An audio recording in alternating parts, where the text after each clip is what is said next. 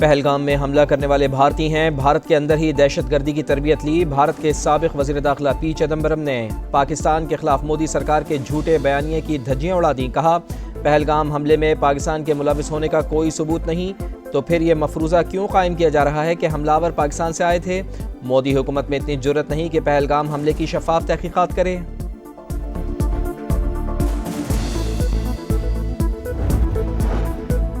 راولپنڈی میں جرگے کے حکم پر خاتون کا قتل، عدالتی احکامات پر مقتولہ کی قبر کشائی، مختلف نمونے لیے گئے، رپورٹ کے بعد معلوم ہوگا کہ قتل کیسے کیا گیا۔ پولیس حکام کے مطابق سدرا کو جرگے کے بعد کمرے میں لے جا کر مارا گیا۔ 1 گھنٹے میں قبر تیار ہوئی، معاملے کی تہہ تک پہنچ چکے، لڑکی کی پہلی شادی کا کوئی ثبوت نہیں ملا۔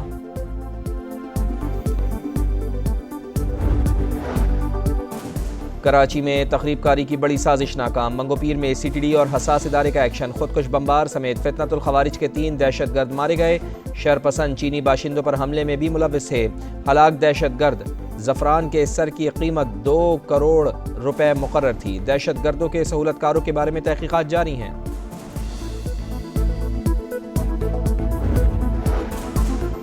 جعفر ایکسپریس بڑی تباہی سے بچ گئی، شکارپور کے قریب ریلوے ٹریک پر دھماکے سے 3 بوگیاں پٹری سے اتر گئیں، ٹرینوں کی آمد و رفت متاثر۔ وزیر اعلیٰ سندھ مراد علی شاہ کا نوٹس، دھماکے کی مکمل تحقیقات کا حکم دے دیا، ذمہ داروں کو قانون کے کٹہرے میں لانے کا عزم۔ کہا، دھماکہ ریاست کے خلاف کارروائی ہے، کسی کو معاف نہیں کیا جائے گا۔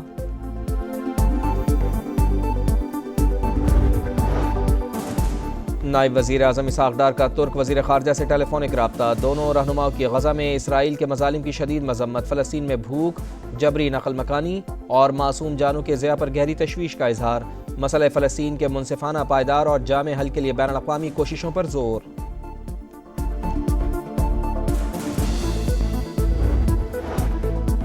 وفاقی وزیر مواصلات عبدالعلیم خان کی ہدایت پر شمالی علاقہ جات میں شاہراہوں کی بحالی، مانسیرا ناران جھلکھڈ ہائی وے N15 سے لینڈ سلائیڈنگ کا ملبہ صاف، NHA کی ناران سے بابوسا ٹاپ اور چلاس میں بھی بحالی کی سرگرمیاں، اسکردو سے جگلوٹ روڈ بھی کھول دیا گیا، 20 مقامات پر سڑک صاف۔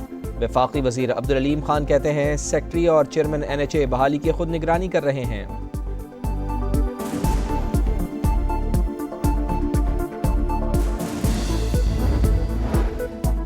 نون لیگ حکومت نے بلین ٹری سونامی کے جھوٹے نعرے نہیں لگائے، ہم نے ہر درخت کی مانیٹرنگ کر کے میپنگ کی، پلانٹ فار پاکستان۔ وزیر اعلیٰ پنجاب مریم نواز کا ویژن ہے، جنگلات کا رقبہ بڑھانا وقت کا تقاضا ہے۔ مریم اورنگزیب کا تقریب سے خطاب، سینئر وزیر پنجاب نے پودا لگا کر شجرکاری مہم کا افتتاح کیا۔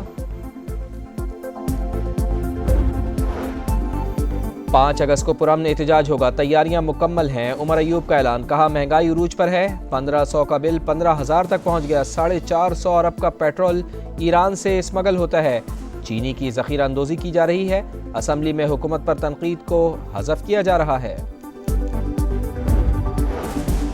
لرزتی جمہوریت کو سہارا دینے کی ہر ممکن کوشش کر لی، اب شہر کی بہتری کے لیے سڑکوں پر آنا پڑا تو آئیں گے۔ خالد مقبول صدیقی کی گفتگو، کہا، عوام نے ہمیں مینڈیٹ دیا، اس کی حفاظت کے لیے حکومت سے بات کر رہے ہیں، عدالتوں میں جانا پڑا یا سڑکوں پر آنا پڑا تو آئیں گے، اس سال بہت سی چیزیں تبدیل ہونے جا رہی ہیں۔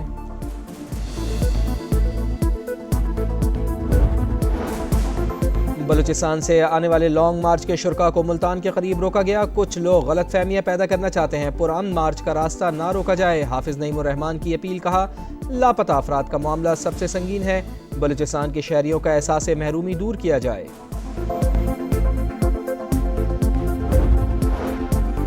اور پاکستان کی شرٹ کیوں پہنی، مانچسٹر ٹیسٹ میں کرکٹ مداح کو اسٹیڈیم سے نکال دیا گیا، پرستار کے مطابق سیکیورٹی اہلکاروں نے شرٹ ڈھانپنے کی ہدایت کی، کہا، شرٹ تبدیل کرو ورنہ گراؤنڈ سے چلے جاؤ۔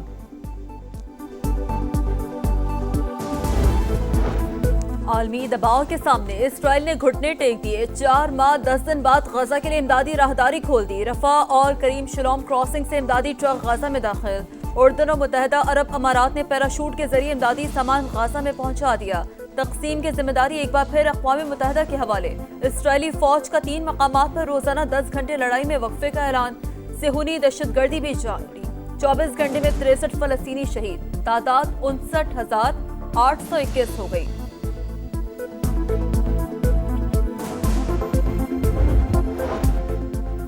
جنگ بندی مذاکرات کی ناکامی کے بعد نہیں جانتا اب کیا ہوگا، غزہ کا فیصلہ اسرائیل ہی کرے گا۔ امریکی صدر نے ہاتھ کھڑے کر دیے، محاصرے اور قحط کے دوران مذاکرات بے معنی ہیں، صورتحال بہتر ہوئی تو پھر بات چیت کارآمد ہوگی۔ حماس کے عبوری سربراہ خلیل الاحیہ کا رد عمل، قحط ہماری پالیسی کا حصہ نہیں، نتن یاہو کی وضاحت۔ سابق امریکی صدر براک اوباما کا بھی غزہ میں امداد کی مستقل بحالی کا مطالبہ۔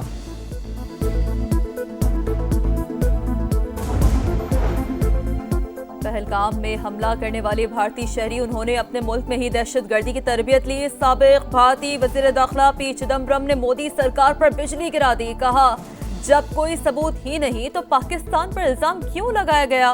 مفرزوں کی بنیاد پر سنگین الزامات کیسے لگائے جا سکتے ہیں؟ چلاس میں سیلابی ریلے میں بہنے والے سیاحوں کی 8ویں روز بھی تلاش، پاک فوج اور ریسکیو اہلکاروں کا سرچ آپریشن جاری۔ نجی ٹی وی کے اینکر، ان کے شوہر اور 3 بچے بھی لاپتہ۔ شبانہ لیاقت کا پرس مل گیا۔ سلائیڈنگ سیلاب سے بڑے پیمانے پر تباہی، بے گھر افراد نے پہاڑوں پر خیمے لگا لیے۔ خیبر پختونخوا، گلگت بلتستان، کشمیر اور پنجاب میں آج سے 31 جولائی تک موسلادھار بارشوں کی پیش گوئی۔ پنجاب کے دریاؤں اور ندی نالوں میں طغیانی کا الرٹ جاری۔ 26 جون سے اب تک مجموعی طور پر 279 افراد جاں بحق، 676 زخمی ہوئے۔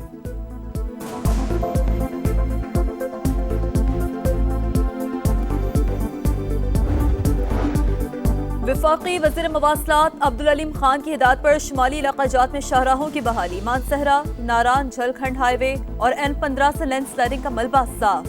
NHA کی ناران سے بابو سر ٹاپ اور چلاس میں بھی بحالی کی سرگرمیاں۔ سکردو سے جگلوٹ روڈ بھی کھول دیا گیا، 20 مقامات پر سڑک صاف۔ وفاقی وزیر عبدالعلیم خان کہتے ہیں سیکریٹری اور چیئرمین NHA بحالی کی خود نگرانی کر رہے ہیں۔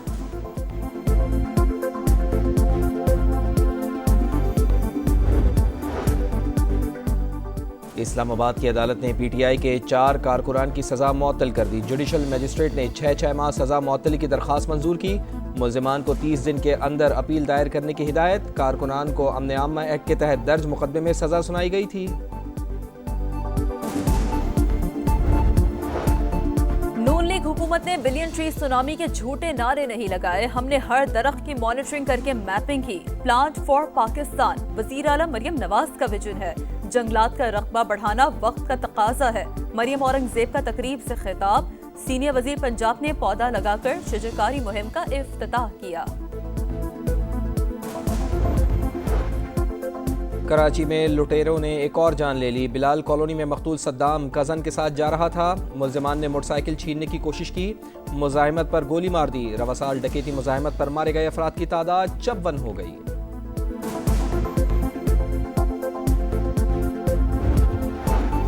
اسلام آباد میں ایک گدھے کا گوشت ملنے کی تحقیقات، گرفتار غیر ملکی شہری کو آج عدالت میں پیش کیا جائے گا۔ حکام کے مطابق پنجاب کے مختلف شہروں سے گدھے اسلام آباد لا کر بیچے جاتے تھے، کھالیں مبینہ طور پر بیرون ملک بھیجی جا رہی تھی، گوشت کہاں جاتا تھا پتہ نہ چلا۔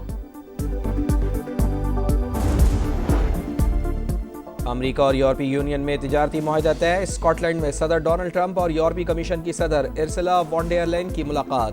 یورپی مصنوعات پر 15% ٹیرف پر اتفاق۔ یورپی یونین $7.5 ارب توانائی اور $6 ارب سرمایہ کاری پر لگائے گا، ٹرمپ کا اعلان۔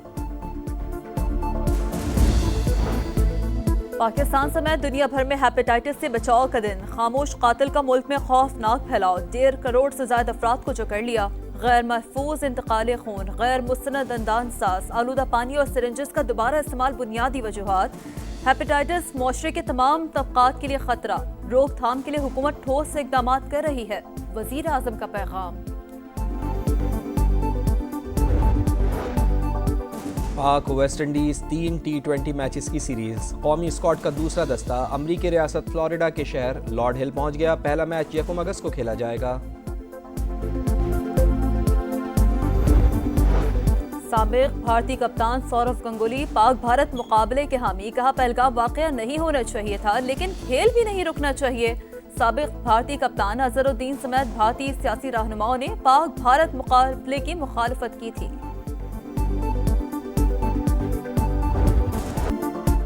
یورپین فٹ بال کا تخت و تاج پھر انگلش ویمنز کے پاس، انگلینڈ نے ورلڈ چیمپئن اسپین کو ہرا کر یورو کپ کے ٹائٹل کا دفاع کر لیا۔ فائنل میں مقابلہ 1-1 گول سے برابر تھا۔ انگلش ٹیم نے پینلٹی پر 3-1 سے میچ جیتا، ٹرافی کے ساتھ جشن۔ فٹ بال فینس کا بھی سڑکوں پر خوب ہلا گلا۔